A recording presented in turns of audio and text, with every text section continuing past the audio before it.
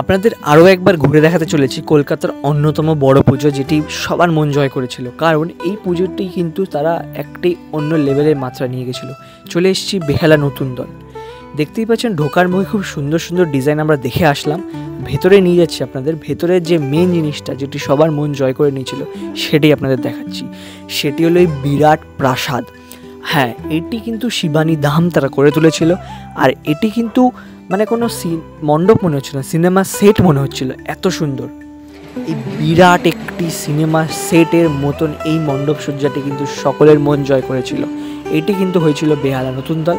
তারই সামনে আমরা কিন্তু রয়েছি এখানে। আর আপনাদের আরও একবার দেখাচ্ছি সেই বিরাট শিবানী ধাম যারা করে তুলেছিল তাদের এবছরের দুর্গাপুজোতে, সেটির কিন্তু কিছু অংশ আরও একবার।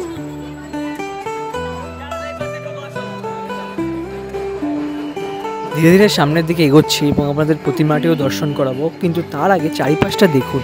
চারিপাশের যেই বিল্ডিংগুলো তুলে হয়েছে রাজস্থানী স্টাইলে, মানে সেই ধামটি একেবারে যেন মনে হচ্ছে সেই বলিউডের সিনেমা সেট। কারণ সত্যি মানে বাংলার বুকে এত কিছু ঘটতে পারে দুর্গাপুজোতে, সত্যি অতুলনীয় ভাবনা। যাই বলুন না কেন, বাঙালি সব কিছু পারে দুর্গাপুজোতে, সেটাই প্রমাণিত করে দেয় বারবার। আসুন আস্তে আস্তে এবার আমরা প্রতিমাটি দর্শন করে নিই বেহালা নতুন দলে। দেখতেই পাচ্ছেন বেহালা নতুন দলে খুব সুন্দর মাতৃ প্রতিমাটি। কিন্তু এই মুহূর্তে কিন্তু আমরা যখন গেছিলাম তখন কিন্তু সন্ধ্যা আরতি চলছিল, আর ঢাকের আওয়াজে জাস্ট মন জয় করে নিচ্ছিল। মাতৃ প্রতিমাটাও কিন্তু মারাত্মক সুন্দর। মায়ের মুখটা কিন্তু প্রত্যেকবারই কিন্তু সুন্দর করা হয় এখানে, দেখে জাস্ট মন জড়িয়ে যাচ্ছে একদম। এত সুন্দর পরিবেশ এখানে।